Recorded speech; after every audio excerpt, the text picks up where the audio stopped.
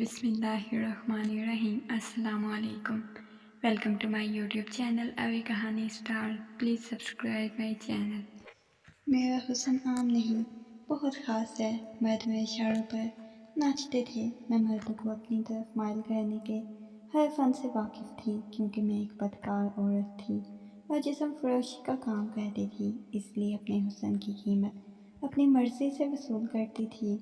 رئیس اور طواب کی بگڑی ہوئی اولادیں میرے سامنے نوٹوں کا ڈھیر لگا دیتے تھے۔ میں جسے چھو لیتی وہ پتھر کا ہو جاتا تھا، جسے میں ہنس کر بات کر لیتی وہ سانس لینا بھول جاتا تھا، جس کے ساتھ گزارتی رات وہ خود کو خوش نصیب تصور کرتا تھا۔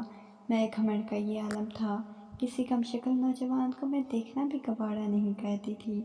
میرے پاس آنے والے ہر مرد دولت مند ہوتے، ساتھ میں خوبصورت بھی ہوتے تھے۔ مجھ پر وقت مہربان تھا۔ میں سمجھتی تھی وقت میری مٹھی میں قید ہے، میرا حسن ہمیشہ رہنے والا ہے۔ میری روزگار جوانی کبھی بڑھاپے میں نہیں بدلے گی۔ تکبر میری رگوں میں خون کی مانند گردش کرتا تھا۔ میری آنکھیں ہمیشہ غرور سے چور رہتی تھی، لیکن ایک بار میری ایک نوجوان سے ملاقات ہوئی۔ جتنا میرا حسن قابل تعریف تھا، اتنی ہی میری آواز بے حد سریلی تھی۔ میں جس محفل میں جاتی اسے لوٹ لینے کا فن جانتی تھی۔ لوگ میری آواز کے دیوانے تھے۔ میں ایک محفل میں گانا گانے گئی۔ شام کا وقت تھا اور محفل رات دیر تک جاری رہنی تھی۔ میری غزل کی محفل میں مرد ہی ہوتے تھے۔ شراب کا دور چل رہا تھا۔ ایک گلاس مجھے بھی کسی نے پیش کیا، لیکن اس میں شاید نشہ ڈالا گیا تھا۔ اسے پینے کے بعد میں غزل پڑھتے پڑھتے اپنی نشست سے اٹھ کر ڈھول کی تھاپ پر جھومنے لگی۔ میرے رقص پر مردوں کی بے اختیاریاں بڑھنے لگی تھی۔ وہ میرے ساتھ جھوم جھوم کر ناچ رہے تھے۔ کبھی کوئی اپنے حصار میں لیتا تو کبھی کوئی۔ میں باری باری سب کی باہوں میں جھوم رہی تھی۔ میرا چست لباس، گلے کی فراق کے گہرے گلا اپنے ساتھ ساتھ نہ جانے کتنوں کو مدہوش کر چکی تھی۔ میرے ساتھ کون کیسی گستاخیاں کر رہا تھا، مجھے کوئی پرواہ نہیں تھی۔ ان سب کی عادی ہو چکی تھی۔ میری رات کی رنگینیاں عروج پر تھی۔ وہاں موجود رئیس، نوابزادے مجھ پر پیسوں کی برسات کر رہے تھے۔ میں خود اسی نشے میں چور ہونے لگی تھی۔ جب کسی نے ڈھول کو بند کروا دیا، میں خاموش ہو کر نشے سے چور آنکھوں سے پلٹ کر دیکھا۔ وہاں ایک لڑکا کھڑا ہوا تھا۔ کیا ایمان بیچ کر کھایا ہے تم لوگوں نے؟ اذان کا بھی احترام نہیں ہے۔ شاید وہ وقت عشاء کی اذان کا تھا، لیکن مجھے کہاں اس بات کی پرواہ تھی۔ میرے دل میں گناہ کا کوئی خوف ہی نہیں تھا۔ میں اس وقت ایک نشے میں مدہوش شخص کی باہوں میں تھی۔ میں نے خود کو اسے چھڑایا اور لڑکھڑاتے قدموں کے ساتھ اس شخص کے پاس آئی جو ڈھول والے کے ساتھ بحث کر رہا تھا۔ میں نے بڑی بے باکی سے اس کے کندھے کو اپنے ہاتھ سے پکڑا۔ وہ شخص کسی ٹوٹے پتے کی مانند پیچھے ہوا تھا۔ اس نے پلٹ کر بس مجھ پر سرسری نظر ڈالی اور آنکھیں جھکا لی۔ پہلی بار نشے میں مجھے جھٹکا لگا تھا۔ یہ کیسا شخص تھا جو مجھے دیکھ کر ایک پل میں ہی نظریں جھکا گیا تھا؟ وہ نوجوان دکھنے میں بہت حسین تھا، لیکن اس کے چہرے پر موجود داڑھی اس کے حسن کو مات دے رہی تھی۔ اس کی پیشانی پر سجدے کی گہری سیاہ مہر اس کے چہرے کو بدنما سا کر رہی تھی۔ وہ نوجوان کم عمر تھا، یہی کوئی 20-22 سال کا۔ اس عمر میں تو جذبات عروج پر ہوتے ہیں، مخالف جنس پر نظر بے باک ہو جاتی ہے۔ انسان خود کو سب میں نمایاں رکھنے کے لیے کیا کچھ جتن نہیں کرتا، لیکن ان سب نوجوان تو اپنے حسن کا لاٹیکا لگائے ہوئے خود کو کمتر کر چکا تھا۔ اس کے چہرے پر سیاہ داڑھی اور اس کی جھکی نگاہیں وہاں موجود مردوں سے کہہ رہا تھا، اس محلے کا مسجد کا امام ہے، عشاء کی اذان دے رہا تھا، لیکن یہاں بجتے ڈھول ناچ گانوں کی بے ہنگ آوازوں سے وہ جماعت نہیں کروا پا رہا تھا۔ وہ یہ کہہ رہا تھا، اس وقت ہم اپنی محفل کو روک لیں تو وہ سکون سے نماز پڑھا دیں گے۔ بہت سے مردوں نے حامی بھر لی۔ اس شخص کے بالکل مقابل آن کھڑی ہوئی، اسے بولی، ایک شرط پر ہم تمہیں موقع دیں گے، اگر نماز پڑھ کر تم میرا ناچ گانا دیکھنے آؤ۔ یہ سن کر اس کے چہرے پر ناگواری سی چھائی۔ کم بخت کی نظریں ابھی بھی جھکی ہوئی تھی۔ میں چاہتی تھی وہ بس ایک بار مجھے دیکھے۔ مجھے یقین تھا وہ مجھے غور سے دیکھے گا تو میرے حسن کا اسیر ہو جائے گا۔ کہنے لگا، میں عورتوں سے ہم کلام نہیں ہوتا۔ نظر اس کی اب بھی جھکی ہوئی تھی۔ میں نے کہا، میری طرف دیکھ کر بار کرو۔ نہ جانے کیوں اندر ہی اندر کچھ بے چین سی ہوئی تھی۔ وہ مجھے دیکھ کر اپنے ہوش کھو بیٹھا، لیکن وہ کہنے لگا، نہیں، آپ میرے لیے نہ محرم ہو۔ نہ محرم آگ ہے، جلا دیتی ہے، بد نظر ایمان کی حلاوت کو ختم کر دیتی ہے۔ رسول صلی اللہ علیہ وآلہ وسلم کا ارشاد ہے، نگاہ شیطان کے تیروں میں سے ایک تیر ہے۔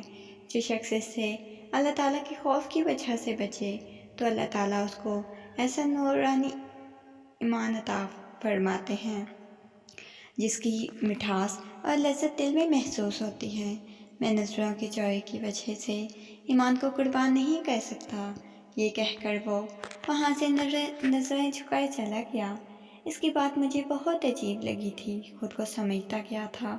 وہ شخص ڈھول والے سے کہا کہ ڈھول اتنا تیز بجائے کہ نماز ٹھیک سے نہ پڑھ سکے کوئی بھی۔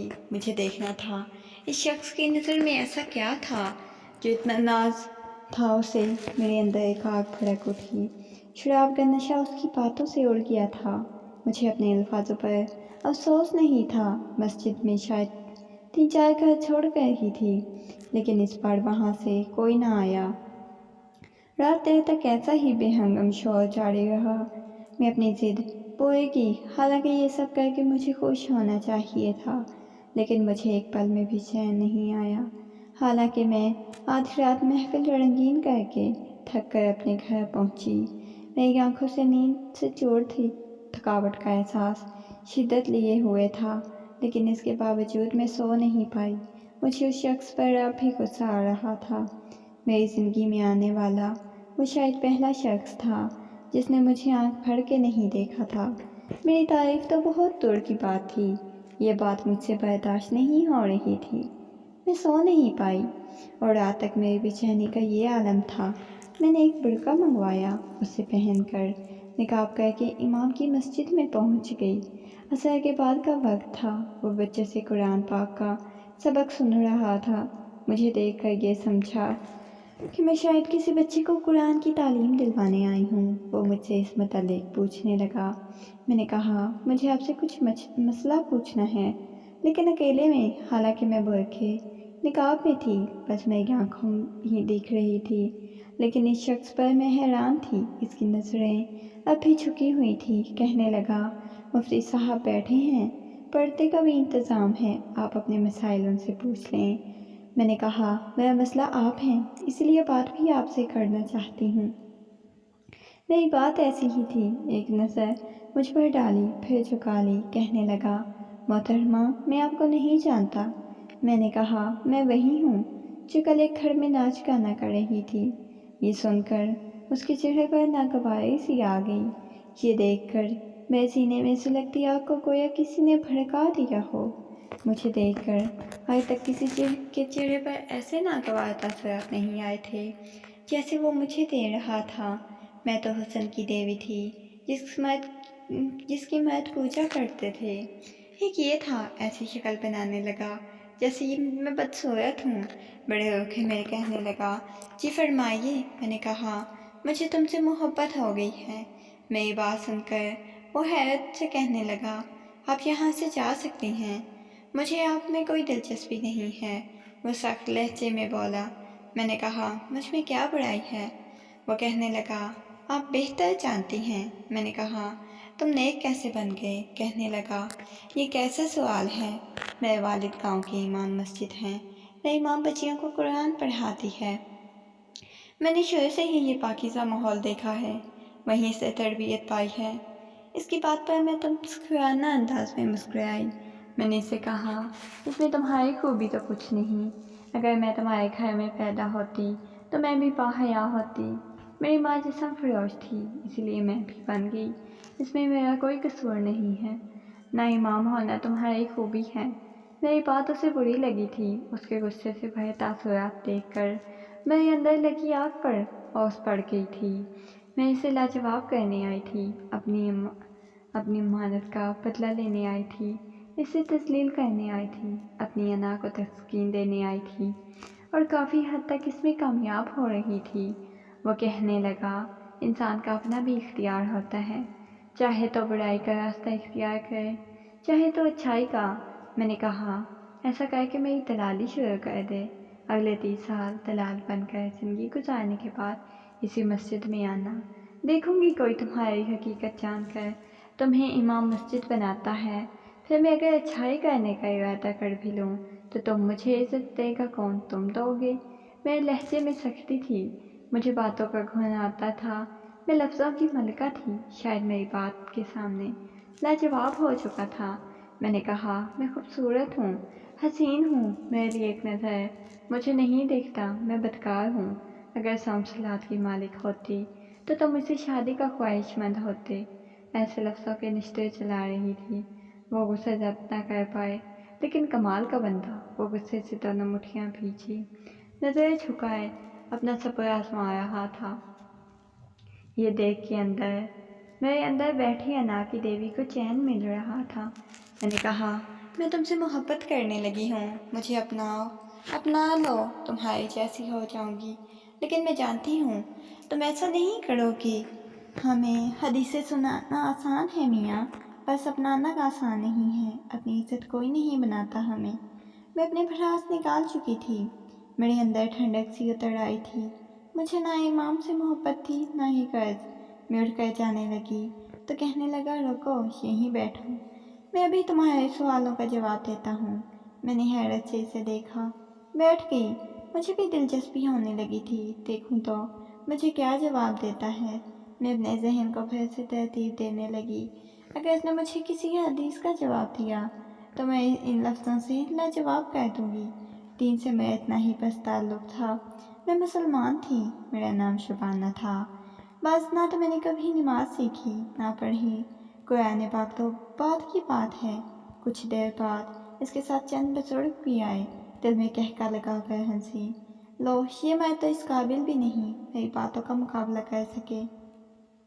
اب مجھ سے بحث کروانے کے لیے یہ 4 مولوی اٹھا لایا ہے، لیکن جو جواب اس شخص نے مجھے دیا، میرے ہوش اڑ گئے۔ وہ 4 بزرگ اس نوجوان کے ساتھ میرے سامنے بیٹھ گئے، میں خود کو ان کے ساتھ بحث کرنے کے لیے تیار بیٹھی تھی، لیکن یہ ظلم تھا کہ میں گفتار سے سامنے والے کو لاجواب کرنا جانتی تھی، لیکن اس 20 سالہ نوجوان نے مجھے اپنے ایک عمل سے لاجواب کر دیا تھا۔ وہ اپنے بزرگوں سے کہنے لگا، نکاح شروع کروائیے، یہ لڑکی نکاح کے لیے راضی ہے، نیک بن کر جینے کی خواہش مند ہے۔ اس نے تو میری ہی بات کا تماشا میرے منہ پر کس کے مارا تھا۔ میں پھٹی پھٹی آنکھوں سے اسے دیکھ رہی تھی، بے یقین تھی، وہ امام مسجد اور ایک وحشیہ، ہمارا کیا جوڑ۔ لیکن چونکہ میں اسے لاجواب کرنے کے چکر میں جو کچھ بول گئی تھی، نکاح سے انکار نہیں کر سکتی تھی، اب تو میں تذبذب کا شکار ہونے لگی۔ ہم جیسی آزاد ہواؤں کے پنچھی کی طرح اڑنے والی عورتیں کہاں کسی کے ساتھ گھر بسا سکتی ہیں؟ جس پر ہزاروں مرد مرتے تھے، وہ کیسے اپنے حسن کے روپ کو پردے میں ڈال سکتی تھی؟ ایک مولوی کے ساتھ اپنی عمر گزار سکتی تھی؟ اگر میں نے پردہ کر لیا، میرا حسن میرے امام کے لیے رہ جائے گا۔ مجھے تو ہزاروں لوگوں سے اپنی تعریف سننے کی عادت تھی، میری اداؤں پر جب مرد فدا ہوتے تو کسی سلطنت کی شہزادی بن جاتی، اسی لیے مولوی کی ایک باپردہ کیسے بن سکتی تھی؟ میرے گلے میں بے تحاشا گرہیں پڑ چکی تھی، لیکن میں پھنس چکی تھی، اب میں بے ناب مچھلی کی طرح تڑپ رہی تھی، اسی لیے مجھے نکاح کرنا پڑا۔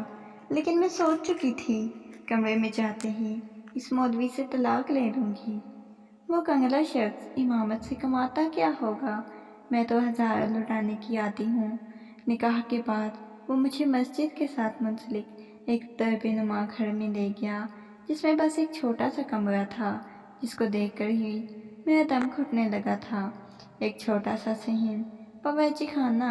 مجھے گھر میں داخل ہوئے بس کچھ ہی دیر ہوئی تھی، مجھے عجیب سی بے چینی ہونے لگی تھی۔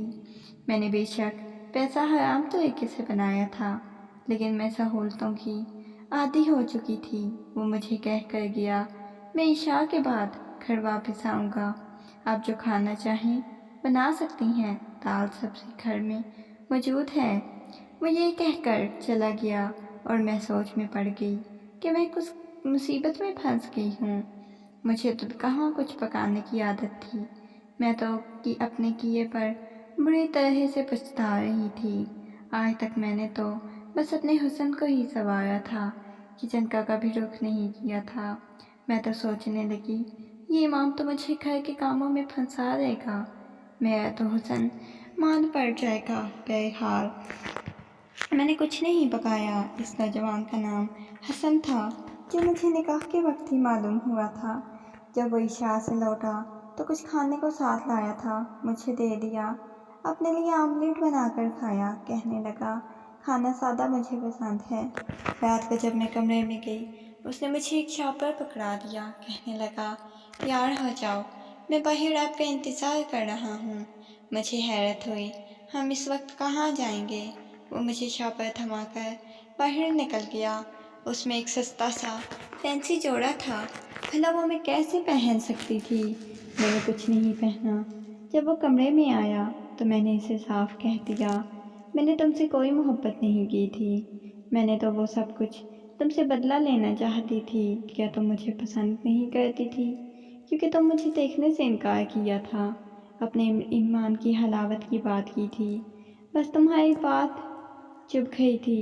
میں تمہیں آزمانا چاہتی تھی، تمہیں لاجواب کرنا چاہتی تھی، لیکن تم مجھے طلاق دے دو۔ میری بات سن کر وہ کچھ نہیں بولا۔ اب تک اس نے مجھ سے نظریں اٹھا کر دیکھا بھی نہیں تھا۔ وہ اٹھ کر واش روم چلا گیا، باہر آ کر چائے نماز بچھا کر نوافل پڑھنے لگا۔ یہ دیکھ کر مجھے آگ سی لگ گئی، وہ مجھے پاگل سمجھ رہا ہے۔ میں یہ کہہ رہی تھی طلاق دو مجھے، اور وہ نوافل پڑھنے لگ گیا۔ نہ جانے کیسا عجیب انسان تھا، میری بات کی کوئی دقت ہی نہیں ہے اس کے نزدیک۔ اس نے سلام پھیرا تو میں نے کہا، میں نے کچھ کہا ہے تم سے؟ وہ بڑے اطمینان سے بولا، آپ میرا ایمان دیکھنے آئی تھی نا، وہ دیکھ کر جائیے گا۔ یہ کہہ کر اس نے الماری کے اوپر سے قرآن پاک اٹھایا اور تلاوت کرنے لگا۔ میں تو اس کی بات ہی نہیں سمجھی تھی، لیکن جب اس نے کی تلاوت سننی شروع کی، اس کی آواز میں نہ جانے ایسا کیا تھا، میں اپنی جگہ سے ہل نہیں سکی۔ وہ ایک عجیب سی کشش تھی، وہ بہت خوش روانی سے پڑھ رہا تھا۔ اس کی آواز میں ہلکی سی نمی آنے لگی، اس کی آنکھوں سے آنسو ٹپک ٹپک کر کلام پاک پر گرنے لگے تھے۔ میرے دل کی حالت مجھ پر عجیب سی بے چینی ہونے لگی۔ مجھے لگا میرے اندر کچھ تڑپ سی ہے۔ اس کی آواز اور الفاظ میرے دل کی دنیا میں ادھم مچا گئے۔ نہ جانے کیوں میرے آنسو جاری ہونے لگے۔ میں رو رہی تھی۔ میں کیوں رو رہی تھی میں نہیں جانتی تھی۔ یہ کون سا درد تھا جو مجھے پاگل سا کر گیا تھا؟ میرے دل چاہا اسے کہوں، خدایا یہ تلاوت روک دو، مجھ پر یہ عجیب سی طاری ہو رہی تھی۔ اس کے آنسوؤں سے لبریز تلاوت کی آواز نے میرے اندر کی دنیا کو تباہ کر کے رکھ دیا تھا۔ وہ بہت دیر تک قرآن پڑھتا رہا، میری حالت خیر ہو گئی۔ اس کے بعد اس نے کلام پاک واپس رکھ دیا، میرے پاس آ کر بیٹھ گیا، اس کے سامنے نظریں جھکا لی۔ میرا سانس پوری طرح سے پھولا ہوا تھا۔ مجھ سے کہنے لگا، بہت شوق تھا آپ کو میری آنکھوں میں دیکھ کر بات کرنے کا، اب دیکھو میری آنکھوں میں، کیونکہ اب میں تمہارا محرم ہوں۔ میں نے جب اس کی آنکھوں میں دیکھا تو میں جیسے پتھر کی ہو گئی۔ وہ بہت حسین نہیں تھا، اس کی آنکھیں رنگدار نہیں تھی، لیکن جو کچھ اس کی آنکھوں میں تھا، آج تک کسی مرد کی شہد آنکھوں میں نہیں دیکھا تھا۔ مجھے لگا بس یہاں آ کر میری زندگی اختتام ہو جائے گی، اس کے بعد سب فنا ہے۔ میرے پاس لفظ نہیں تھے، میں اسے کیا کہتی۔ اس کی آنکھیں کیا تھی، لیکن احساس اس کے سامنے کچھ بول نہیں پائی، اس لیے انکار کر پائی۔ میرا حق مہر وہ مجھے رات کو ہی دے چکا تھا۔ صبح جب میری آنکھ کھلی تو ظہر کی نماز کی تیاری کر رہا تھا۔ رات کو بلا کر میں نے اسے پھر طلاق کا مطالبہ کیا، کہنے لگا جب یہاں سے جا سکتی ہیں 1 ماہ کا وقت ہے آپ کے پاس، چاہے تو آپ واپس آ جائیں ورنہ میں آپ کو طلاق دے دوں گا۔ میں نے کہا تمہیں برا نہیں لگے گا؟ تمہاری بیوی ہوتے ہوئے بدکاری کروں گی۔ مجھے اس شخص کی عقل پر حیرت ہونے لگی۔ کہنے لگا اپنے رب پر بھروسہ ہے، آپ جائیں۔ یہ کیسا بھروسہ تھا؟ میں نے کہا کم از کم مجھے یہ زبردستی باندھ کر تو نہیں رکھ رہا۔ میں واپس اپنے گھر آ گئی۔ رات کو میں نے محفل پر جانے کے لیے تیار ہو گئی، لیکن پھر مجھے آئینے میں اپنا آپ بے وقت سا لگ رہا تھا، جیسے میرا حسن چہرہ ویسا نہیں رہا تھا۔ دل کی حالت عجیب سی تھی۔ میں جب محفل میں گئی، سب کی نگاہیں مجھ پر تھیں۔ یہ وہی ہوس شدہ نگاہیں تھیں جس کی میں عادی تھی، جو مجھے اچھی لگتی تھی، لیکن آج کسی بند گلی کی مانند میں چپ تھی۔ غزل گانے لگی، پھر لفظ سل گئے۔ میرے کانوں میں ڈھول کی آواز بجانے اور حسن کی تلاوت سنائی دینے لگی۔ میرے دل کی حالت غیر سی ہو رہی تھی۔ مجھے لگ رہا تھا وہ تلاوت کر رہا ہے، رو رہا ہے۔ اس کی آنکھیں مجھے اپنے سامنے دکھائی دے رہی تھی۔ میرا دل بےتاب سا ہونے لگا۔ مجھے لگا وہ محفل خالی ہو چکی ہے، وہاں میرے اور اس کے علاوہ کوئی نہیں ہے۔ میرا دل حسن کے لفظوں کا اسیر ہو گیا۔ میں وہاں سے اٹھ کھڑی ہوئی، واپس چلی گئی۔ میرے کسی مداح نے مجھے اپنی باہوں میں بھر لیا۔ کہنے لگا بہت خوبصورت لگ رہی ہو، پہلی بار کسی نے مجھے آگ میں جھونک دیا ہو۔ میں کرنٹ کی مانند اس شخص سے پیچھے ہٹی، اس کے منہ پر بے اختیار تھپڑ لگایا، کہا خبردار جو مجھے سچ ہوا۔ میں رات کو ہی محفل سے نکلی، بھاگتی ہوئی گھر پہنچی۔ اپنے رویے پر حیران تھی۔ اس وقت مغرب کی اذان ہو رہی تھی۔ اللہ اکبر کی آواز سن کر مجھ پر بدحواسی چھانے لگی۔ میں نے پہلی بار وضو کیا، نماز پڑھنی نہیں آتی تھی۔ اپنے گناہ یاد آنے لگے۔ 1 ماہ میرے دل میں برا اختیار نہیں رہا۔ میری کیفیت بدل گئی۔ میں نے محفلوں میں جانا چھوڑ دیا، چادر اوڑھ لی۔ میرے گھر آ کر پوچھتے لوگ کہ کیوں سب کچھ چھوڑ دیا۔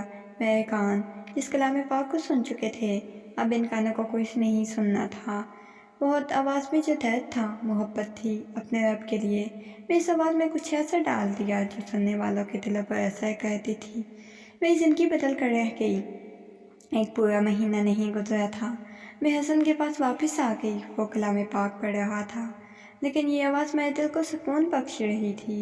وہ رو رہا تھا۔ جب اس نے کلام پاک بند کر دیا، میں اس کے پیروں کے پاس جا کر بیٹھی۔ اس نے مجھے بازو سے پکڑ کر اپنے پاس بٹھایا۔ میں نے اسے کہا میں نے سب گناہ چھوڑ دیے، تمہارے ساتھ ویسے زندگی گزارنی ہے جس سے مجھے سکون ملے۔ وہ کہنے لگا مجھے یقین تھا تم واپس آؤ گی، میرے علاوہ کوئی نہیں چھو سکتا۔